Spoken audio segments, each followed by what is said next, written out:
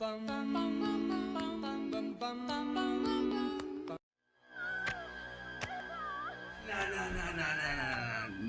again. Not again.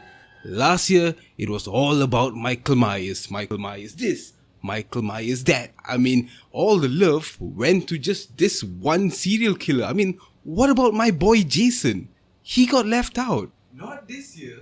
You know, till this day, I'm kinda confused as to how Friday the 13th has acquired 11 movies. If you want to include Freddy versus Jason. Freddy! How sweet. Dark meat. That was such an iconic movie. To my knowledge, a franchise becomes a franchise usually when the original is successful. If you've seen the original or hell, even part 2, you know for a fact that they're bloody boring.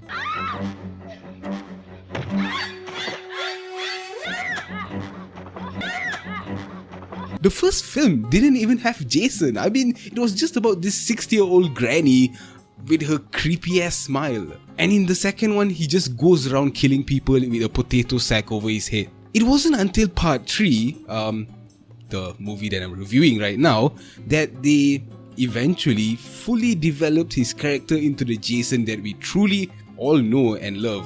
The hockey mask, machete wielding OP serial killer that makes him one of the most iconic characters of all time.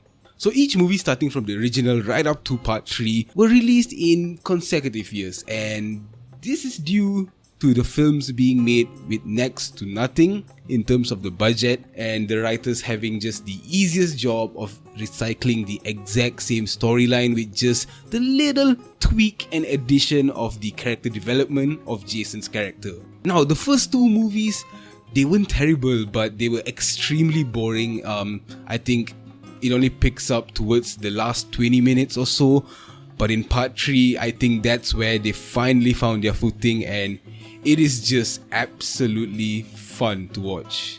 Just as they did previously, they copy and pasted the final few minutes of part 2 just to remind us about what happened. They don't even bother to create like a quick little montage. Yeah guys, just include all of it. We then get our hilariously animated title card, and the opening credits are a real thing of beauty. Enjoy.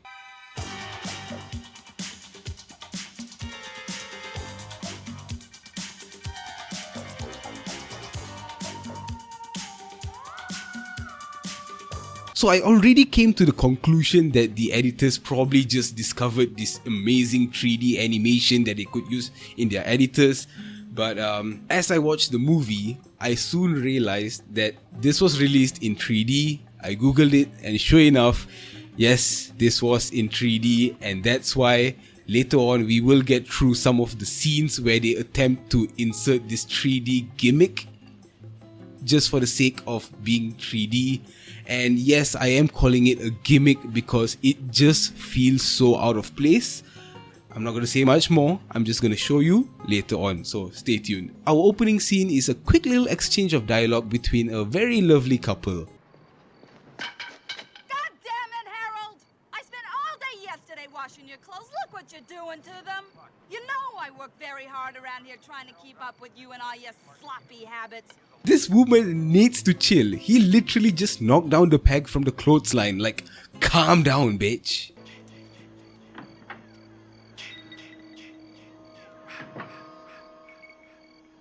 Whoa, hold up. Can we just talk about that score?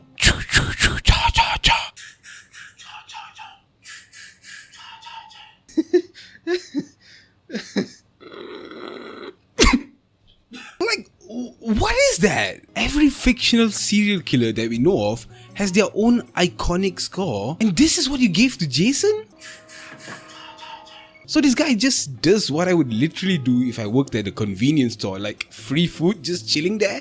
You know I'ma take it. I mean, this man is just having the best time of his life, just hugging that rabbit, enjoying that chocolate donut. Then she just shows up and ruins everything. Just let me be, bitch. Then moments later, after taking a shit and chugging on some Jack Daniels.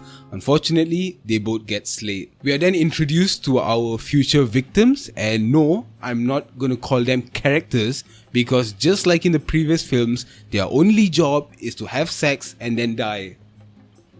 The only difference this time is that the dialogue and line delivery seems to be a wee bit more polished. Sex. You guys are getting boring, you know that? What would a weekend in the country be without sex? That's right, kids. Sex is bad because sex leads to STDs and STDs lead to death. That's why smart people stay as virgins, just like Isaac Newton. So our little posse, yeah, I think that's what I'm going to call them. They attempt to get permission from victim number 5's mom to go along for their death trip, and Yes? Hi, Mrs. Sanchez. I'm Chris. We've come to pick up Vera. She is not going. What are they saying? I don't know. I spoke Spanish. Hi, everybody. oh, you thought that was bad. What do you got in there? My whole world. And that little thing? Stick around. You'll see. What you got in there? Okay, so they ride off and then they hear police sirens and immediately they think the cops are after them. So they attempt to bury the evidence by eating up all their weed. They're too close. I got Hey, hurry up. Can someone please scientifically explain to me how smoking weed gets you high but eating a whole bag of it doesn't? That's science. Alright, so along their trip, they just come across this random old guy just chilling, sleeping on the road. Yeah, so the next thing that happens is kinda weird and it's kinda not because it's pretty blatant of what's going on here. He just pulls out an eye and shoves it into the camera for like 10 minutes. I found this today. There were other parts of the body. That's an eyeball! But he said to me he wanted me to have this. Yes, he wanted me to warn you. I have warned thee. I have warned thee. As I said, this 3D garbage mumbo jumbo in this movie is just a gimmick because this old guy had no connection whatsoever to the storyline or any of these characters. Just super out of place, just shoved in for the sake of being 3D. Speaking of stupid nonsense, this girl reaches for a bag in the van and any person with a fully functional brain can point out how she has clear angles of the entire van, but they still attempt to pull off the shittiest jump scare. This girl can clearly see him and the camera angle only blocks our point of view, so this scene makes no sense whatsoever. So after 15 minutes of nonsensical garbage interactions, something finally happens. The thick boy gets murdered. Don't move him! You creep! Oh my... Get up! I guess I fooled you, huh? It was a joke! Don't worry guys, it was just a prank. Just messing around. So usually when a movie is released, they're required to be at least 90 minutes long to be a full-fledged movie suitable to be released in cinemas. And to get to that runtime, two of our victims have the most pointless filler encounter ever. Didn't your mama teach you manners? If you want something, you ask. Nice. Please, be cool. May I please have the wallet? You mean, may I please have the wallet? Ma'am. Ma'am? Kinda looking like a sir. Boom, bam, bop, bada bop, boom, pow. So our YouTube douchebag prankster drives off and then he immediately turns back because What are you doing? He went too far this time. only to run over the bike's tire? Is that it? Alright, so I know I kinda complained about that old dude pulling out that eye to the camera, but I can sort of forgive it because maybe it has an element of horror. So you know what, all's forgiven, but what happens in the next scene is just an indication that the writers completely gave up at this point. This douchebag is literally playing with a yo-yo just so they can slot in another 3D scene. I'm warning you, Andy. I'll break your string. That is quite pathetic, to be honest. It is disgusting how horror movies back in the day used to abuse this 3D gimmick just to sugarcoat their burnt caramel. So after bloody 25 minutes, my boy Jason finally returns. And he kinda steps out like Scar's face reveal video. Hey, what's up guys, it's Scarce here, and today I'm doing... Hey, what's up guys, it's Scarce here, and today I'm doing... So the biker dudes come back for revenge and their plan is to burn down the barn.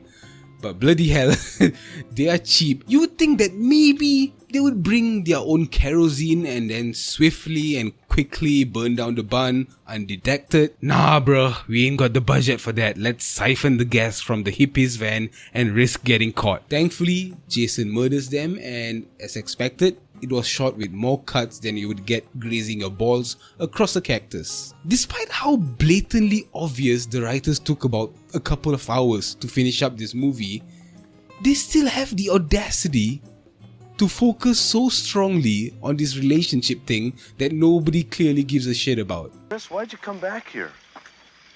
To prove something to myself. To prove I'm stronger than I think I am. What about us? I'm here with you. Can't that be enough for now?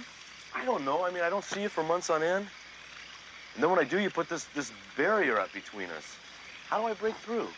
And to add more vile moisture into the garbage, our main character attempts to talk about her previous encounter with Jason.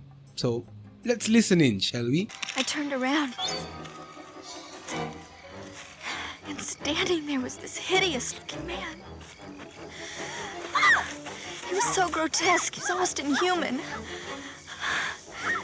He had a knife, and he attacked me with it. I was so hysterical, I don't know how I was even able to think, but... So Thick Boy attempts to play yet another prank. Why, you ask? Why do you do these stupid things? I have to. Yes, because he had to. That's right, my fellow prepubescent viewers. If you ever want to impress any girl, just play a prank on them. So finally, after all this time, my boy Jason gets his iconic hockey mask. And damn, he's looking fresh with that nicely ironed shirt, a dangerous looking weapon in hand, and he just shot his shot and hit the mark. First time round. Hey, now cut that out right now. That's not funny.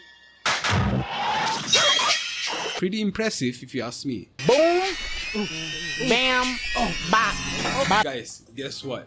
He even gets his machete. Yes, let's go, champ. Now we talking, boys. So remember that douchebag I talked about that was playing yo-yo all up in your face? Yeah, obviously you remember him. He has a fetish for doing handstands, and he just flexes throughout the entire movie until someone, thankfully, brings him down a peg. Andy! Yeah? Are you still out there? I can't hear you. That was actually quite brutal and probably the best scene of the movie. So after that, Jason just goes on a rampage, killing everyone he sees. Oh my god! Oh my god! Oh my god! Oh my god! So as we all know, Jason is super overpowered, and to stop him, maybe you need to behead him or stab him in the heart. But nah, he just gets stopped by a bunch of books. Well, I suppose knowledge is power. I think the lack of logic in this franchise is the reason why it became iconic. In all fairness, the main character is not too bad because she at least manages to scare Jason with a few furious swings of a knife.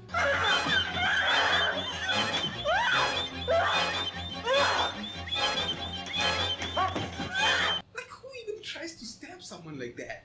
But the question is, did she or did she not get a stab? Fine, she actually manages to stab him. But not only that, she manages to knock him with a big ass block of wood, hits him on the head with a shovel, and then hangs him. Like, damn, she's low-key turning into a pretty badass character. But you know Jason, he's all about that gym life, no rest days, 24/7 grind. I mean, just look at that upper body strength. Ladies, are you not impressed?